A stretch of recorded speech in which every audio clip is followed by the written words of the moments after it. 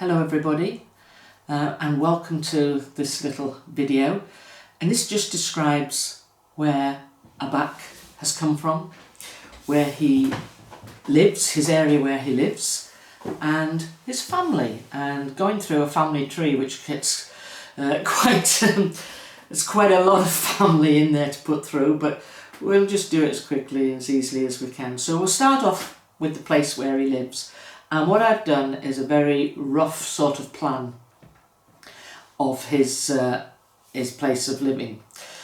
So Oak Moss, that's where I live. That's the place where I am, and there's a very small reserve there, and that's where he first started leaving hints and tips, calling card if you like. Not far away, within 10 miles, you have Red River and Winterburn, and Red River is quite a large area, and it's called Red River because there's a beautiful big wide red sandstone river in it. Winterburn is a bit further up, and that's where we met Yabad Cab, whose partner Wayfarder passed away last year, and I think they call it transitioned, and Wayfarder of course was Abaq's brother. So let's move on to Moonmoth, where most of my videos that I do are in Moonmoth. That's the area that I really see where Abaq lives now. It's a good 40-minute drive from Oak Moss. It's a very wide area. It covers a large area. The forestry, they can more or less wander around there at will and nobody will know they were there because everybody sticks to paths. They don't actually wander through the forest, so they've got a lot of safety and security there. My gifting area is in the southwest of Moonmoth. So moving on to the side of it, you've got Dragonfly, the area I call collectively Dragonfly. Now that area is about 2 hours by road from Moonmoth. It's an 80-mile drive. 130 kilometres, 140 kilometres away, and that is where Abaq's family were brought up. This is where they came from. As a little boy he spent his time there until he was about 20 years old, and floods etc. made it impossible for them to remain. So within that you've got the Book of Edgar, which was created by Abaq's father, and then you have a smaller area called Book of Abaq. And I've included Alfra, which was where I met Hofstadter, who was, shall we say, a contrary woodwose that lived there. Now the area, you can see it's only half of that area that I've put on there. The rest of it I have not explored. It is vast, and I'd probably need a small army to do that. So now I'm going to move on to Abaq and onto Abaq's family. So we'll start off with Abaq, and there he is. He's 59 years old, and he was born in 1962. I've got their birth dates there for you. And he meets up, or partners with, shall we say, Faba Sakwa, and she is his mate. I believe they refer to each other as mates. So she's 43 and she was born in 1977. Now we'll go into Abaq's family now, into his parents, where he starts off. And Abaq's father, there you have, is Edgar, and that's his date of birth, 1912, May birthday. Yeah, all the best people are born in May. I'm not biased. And his partner is Ahochida, his mate, and she's also born in May 1914. There you go. So we move on to Abaq's sort of father's structure, and we've got his father here and his uncle. So his father Edgar on the left hand side, and his mate Ahochida, and then his father's brother. So this is Edgar's brother. And here we go. We're going to call him Kaif. I'm allowed to call him Kaif, but his name is Kaif oh gosh, how am I going to pronounce this? Dedja, kThis. And his partner is Athenian. Beautiful name, Athenian. And kThis is a bit younger than Edgar, and Athenian is quite a bit younger than Ahochida. But so we do actually, we have actually got an image, a sort of of kThis, which and Athenian, which you will see in a video towards the end of this month. Then we're going to move. We're still into Abaq's family, his own personal family, as it were. So we're now going to have the same level as Abaq, his brothers and sisters. So he is one of, as far as I know, he is one of 4.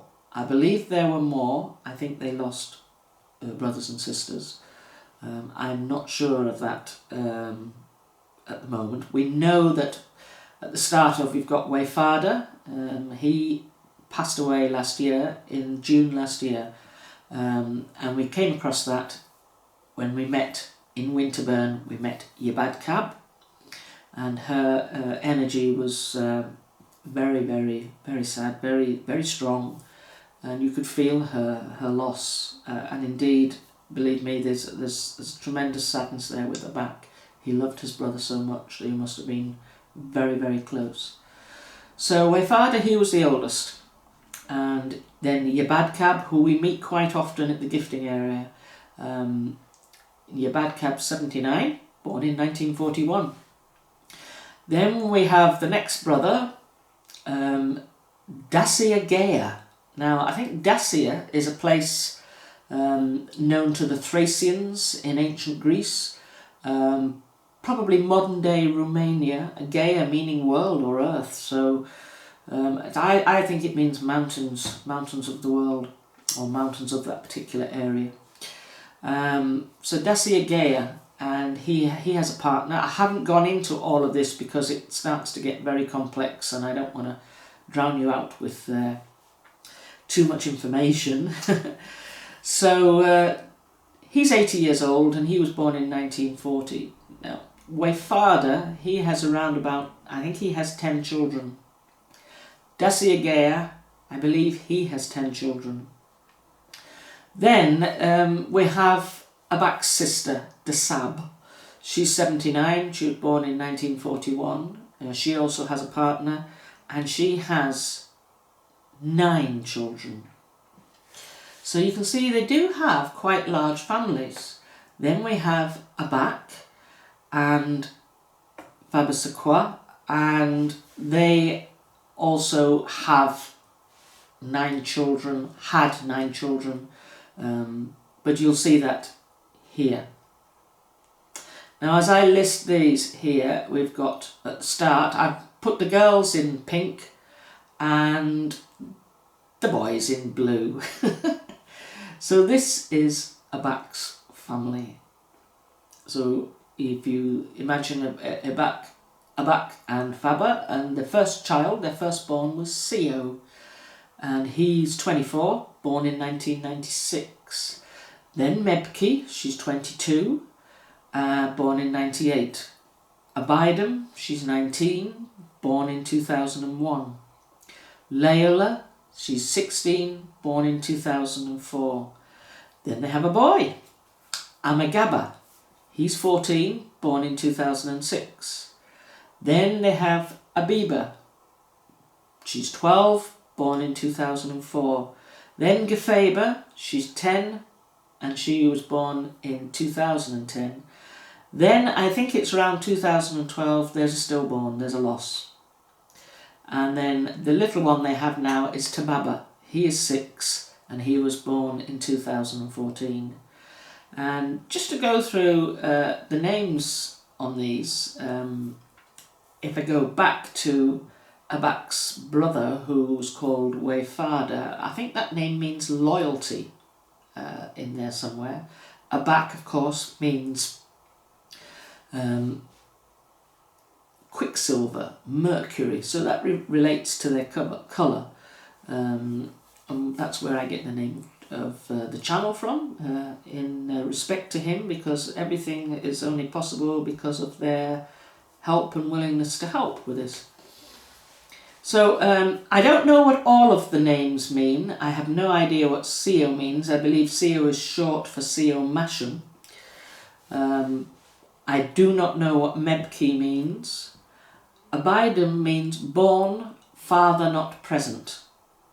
So Leola means dark beauty. I do not know what Amagaba means. Abiba means little flower. And Gefeba, all I can suss out from that is that it comes from, I believe, one of the Book of Enoch. But beyond that, I really don't know. So that's the sort of family outlay. And then we've got Seo. Now Seo has a partner. He has a mate. And his mate is called Hababa. And Hababa is 22. And between them, they have 2 children. Their oldest is 4 years old, who's called Ahochida, named after the grandmother. I thought that was lovely. So Ahochida will be her great-grandmother. So she is taking her namesake. And she's 4, born in 2016. Right? That's really lovely. And then Dagababa, she's 2 years old and she was born in 2018. You have to bear in mind, when we're looking at these families, that Abaq's family is a family of 8. There were 9 with the 1 loss, but it's a family of 8. Abaq's brothers and sisters all have 9 or 10 children.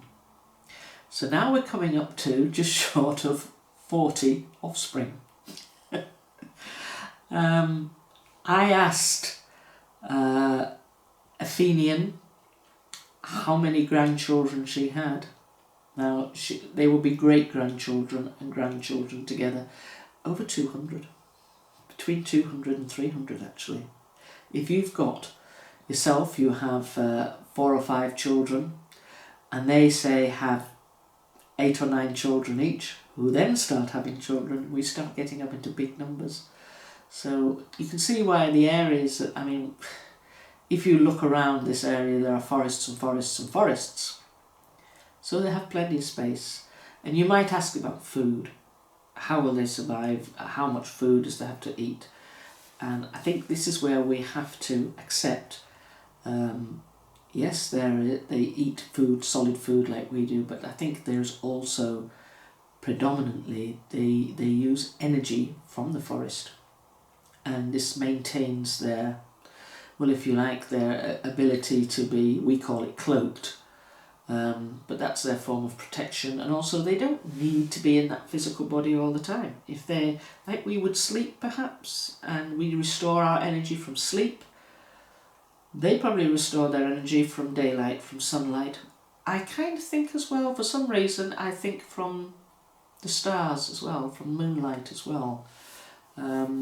Not necessarily light, but there maybe are some energies that come from what goes on up in the constellations, and they are very, very aware of the constellations. So this is the family. I thought I'd let everybody see who they were in black and white, as it were. And I hope that helps. I hope the areas help. I'm not going to tell you exactly where they reside. Suffice to say that it is in the far north of the United Kingdom. They have pretty much free reign. Not many people are going to be around there, and like I say, most people, they just stick to the footpaths. They never come off the footpaths. And all these families have to do is stand behind the first or the second tree line, and they can see everybody quite clearly, and we never look into the woods. You just follow the path. It's quite interesting. How many people think, I'm not going to walk on the footpath, I'm actually going to go through the trees in a forested area? How many? Not many. And that's, you start to see more evidence. So if you're really looking at them, for them, and you really have good intentions, and I mean good intentions, you can say what you like, but if your intentions are good in your heart, they will know it. they are able to read us very well, very, very well. And we're all human. We have failings. They know that. They know us far better than we do. It's hard to explain. There is so much woo, if you like, so much that we have to accept. And once you do, the whole thing just opens up. And you're able to understand and see far more if you open your mind. We mustn't put barriers up, and that's a human thing to do, is to put barriers up and close off avenues, because it can't be possible. Invisibility can't be possible. Mind speak can't be possible. Well, it's all possible. The most limited things that I see round about are us, and that's because we build boxes for our mind. So strip them away and start to feel and go with what you feel, and you may see more. Anyways, I hope you've enjoyed Abaq's family and his family tree and where he comes from, his parentage and their sort of families. It's really, really, really interesting. Okay, thank you very much, and we'll catch up with you next time. Bye!